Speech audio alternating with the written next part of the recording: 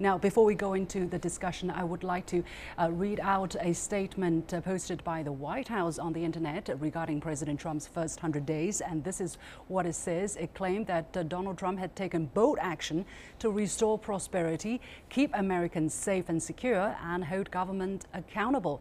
It went on to say, at an historic pace, this president has enacted more legislation and signed more executive orders than any other president in over half a century. With a focus on rebuilding the military, ending illegal immigration, and restoring confidence in our economy, the president is keeping his promises to the American people. So, Mr. Zhao, let me come to you first. Having seen the poll numbers and having seen what the White House says about Donald Trump's performance, what is your evaluation of his performance after 100 days? I think, first of all, President Trump came into office with 3 million votes less than Hillary Clinton. So in that point, he is a minority president. So right now I call him a minority, he has a minority mandate in that respect. So far, his performance, even though in terms of general polls, is not going very well. But recently, University of Virginia came out with a new poll asking the people who voted for him during the election, general election, whether or not they will support him until this day. 93% of the people still say they approve of President's performance so far. So I think even though President Trump has a majority problem, but in terms of his base, he still has a very solid base, a very solid group of people supporting his policies, and still willing to wait for his further performance down the road. Mr. Smith, what is your assessment of Donald Trump's first 100 days in office? Do you think he has done a good job, or do you think the polls have shown the reality so far? I think the polls are absolutely showing the reality. There was a really interesting quote from the president last night on an interview that he did, where he said that he didn't expect the job to be as tough as it is. And I think that alone speaks to what's going on. You know, I do think your other guest makes a great point on the fact that he did get 3 million less votes than Hillary Clinton. Where I think his real challenge is going to be is that one of the challenges that Hillary Clinton had during the election was she couldn't get people excited. And as a result, 5 million fewer people came out in this presidential than in the last presidential. The challenge that this president is now seeing is that he can't run this as a CEO of a company. He just can't mandate and dictate actions. He had a horrible defeat, not once, not twice, but 3 times on his proposal to ban his travel ban. He's had a horrible defeat on health care. And he's realizing that the vast majority of the country is now, unfortunately, what we say in America, a day late and a dollar short, but paying attention to what is going on. You know, in fairness to him, the one thing I would say that is kind of intriguing in what he's doing is his new approach to China. You know, he spent 9 months on the campaign trail completely talking in ignorance on the global stage and the challenges and the complexities of what's going on. I think his meeting with the Chinese president in Florida opened his eyes to a degree, and I think some of the news we're seeing about North Korea is somewhat encouraging. The fact that he's backed off a little bit on his claiming to go to war against North Korea and having the UN Security Council take some steps towards that. But all this being said, I think they can say all they want. The first 100 days has been an unmitigated disaster for him. Yeah, Mr. Zhao, what is your reaction to what President Trump said about he didn't expect this job to be tough? I mean, maybe it is also understandable. You know, he has never been the president before, so he has a lot of things to learn. What do you think of this thing he said? Yes, he was never elected to public office. He has no public experience in terms of administration. However, he was not expected to be elected as president, and he has not prepared a team to govern. So in that respect, we can expect him making a lot of mistakes and not understanding the full spectrum of what the presidency entails. However, on the other hand, he has done something that pleased his base. For example, he has pushed through his nominee for the Supreme Court and put him on the bench. So I think that single achievement could give him a lot of credit in the base of his on the right.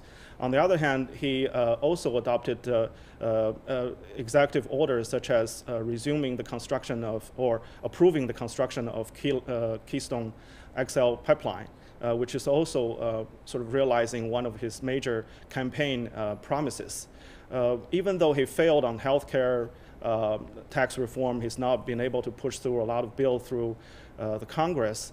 However, I think people are willing, as I said before, the conservative base are willing to give him more time and more credit. And at the same time, because the mainstream media is so attacking him from all the possible aspects, people on the right are having some sympathy to him and also sort of believe that the media, a very high percentage of people believe that the mainstream media is against President Trump.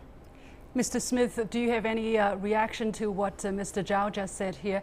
I mean, for instance, people are talking about he doesn't have a team so that he can't formulate his policies. And part of the reason, if it is not his intentional strategy, part of the reason is that many of his nominations have had a lot of difficulties to be approved. What is your reaction on that? No, absolutely. I would say two things. You know, in the U.S. systems, there are about 550 roughly top-tier appointments. You know, the president makes around 3,000, but there are about 550 that are absolutely critical for the running of the government. You know, the highest leadership within the various agencies. Of that 550, he's only filled approximately 30 of them. So that gives you an idea of just the massive talent gap that he's dealing with. The second thing I would say what are the reasons, though? I was going to ask you, what are the reasons of this blockade, of this, you know, a huge lack of personnel? Right. It's actually not a blockade. It's lack of progress on their part. You know, they can blame the Democrats all they want, but they've not put any names forward. You know, in order for a name to get approved, you actually have to provide one. You can't put someone in a job if you don't actually suggest the name for it. So your other guest makes a great point. He never thought he was going to win. They did no planning whatsoever and had no understanding on the complexities of what it takes to run the U.S. government. So now they find themselves in a spot of having to fill all of these positions. And one, they don't have a list of people to do it. And two, most of the people that, you know, people like me that come in and out of government, we work in the private sector, we come in, we serve our president. You know, many of my peers on the Republican side have no interest in working for this president. And I think that's a major issue that he's coming up against. You know, it's the Republicans in Congress that are stopping so much of what he's trying to do.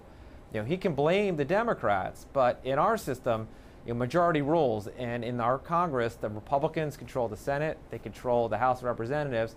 And with that, if he had had a proper plan, you would think he would get things through. But I think that is really the sort of the number one failing that he's realized, that is he just can't boss Congress along. He has to bring to them appropriate, you know, suggestions for legislation, but it is the Congress that legislates, not the White House. You know, and this notion that they can go out there and say all they want, they've had the most successful 100 days in legislation, is just absolutely false. They've had no victories in legislation. They've put nothing through. You know, when executive orders are a very different thing, and while he's had many of them out there, that is not the same as legislative achievement. Let's talk a little bit about some of the geopolitical hotspots that we have been paying a lot of attention to. For instance, Trump decided to drop 59 Scud missiles on Syria, and he dropped the mother of all bombs in Afghanistan, and we're still seeing heightened tensions with the DPRK. How do you look at his handling of these issues in his 100 days in office? Mr. Zhao? I think if you look at the Trump administration right now, it's like a two-tier government. On the upper tier, you have President Trump, his family, his advisors in the White House. But on the other hand, you have professionals like General Mattis and also Tillerson, very strong willful people that are installed in the secretary's position. So I think in terms of grand strategy, the White House itself is lacking of any grand strategies. They're not prepared, and they came into the office with certain ideas, but it's not practical. But on the other hand, in dealing with individual crisis that is happening in Syria, also in Afghanistan, later on in North Korea, I think the professionals are steering the wheel and taking this very professionally. That's why I think in terms of approval rating, looking domestic agenda is a total failure. But if you look at the international handling, in certain respect, for example, Syria, the bombing of Syria actually got bipartisan support. So I think that's an area that Trump may claim victory. Mr. Smith, do you share Mr. Zhao's viewpoint here? Actually, I don't. I think 59 missiles at a runway in Syria, a policy doesn't make. I mean, we saw it as recently as this week. His daughter was in Germany, and his daughter is calling for more Syrian refugees to come into the United States, where at the same time the White House is saying absolutely not. I mean, I think the messages he is sending on the foreign stage are disturbing at best and a little bit fearful at worst. Yesterday in the United States there was very big news. He spent the entire campaign talking about ripping up what we call the North American Free Trade Agreement. Yesterday he pulled that back and said, well, actually no, we're going to go back and we're going to renegotiate it. We're seeing constant back and forth. We saw this around his claims on the Chinese government and currency manipulation. He now changed on that. He's not telegraphing to his peers in the international community kind of a consistent approach. While I do agree that some of the people he's put in place, Secretary Kelly, my old department of Homeland Security, General Mattis over at the Pentagon, Secretary Tillerson, they're highly competent, quality people, but they're not being given the chance to actually formulate a long-term and sustainable policy, and that's going to be the real challenge. We saw that as recently as yesterday in the rolling out of his proposed tax plan. It was a very big, broad plan with almost no details. And so almost immediately they were stepping on their message, trying to defend it, because their press secretary was out there answering questions in the wrong way because they hadn't provided him any details as to what this plan actually looks like. Yeah, so I think that causes tremendous confusion. Yeah. I'm afraid this kind of confusion might continue in the days, months, maybe, hopefully not years ahead. Many thanks to our two guests, Zhao Hai, Research Fellow from Tsinghua University in Beijing, and Douglas Smith, former Assistant Secretary at the U.S. Department of Homeland Security in Washington, D.C. And here is my take of this story. Now, by coincidence, our show was born shortly before President Trump came into office. Slowly, we are seeing, however, a kind of consistency, in my eyes, in his style. For instance, he wants America's allies to pay for the security it provides, which is why he has just asked the Republic of Korea or South Korea to pay for the THAAD missile defense system. He has said he will abide by the One China policy after some going back and forth there. But after he said he's going to follow through on the One China policy, he has said most recently he will not take another phone call from Taiwan's leader Tsai Ing-wen, both of which China welcomes. Now, it's too early to conclude that during his presidency we're going to see a good relationship developing between China and the United States, but there are some promising signs. However, we have also seen, as we have discussed, the use of missiles in Syria and the mother of all bombs in Afghanistan, not to mention the fast escalation of tensions on the Korean Peninsula since he came into office. The latest announcement from his administration shows he is returning or thinking of returning to diplomatic means on the DPRK instead of threatening military strikes. Now, that's okay if he was really learning, but if he did it intentionally in the same way he's set to conduct his business negotiations, then that tactic is surely a dangerous game to play.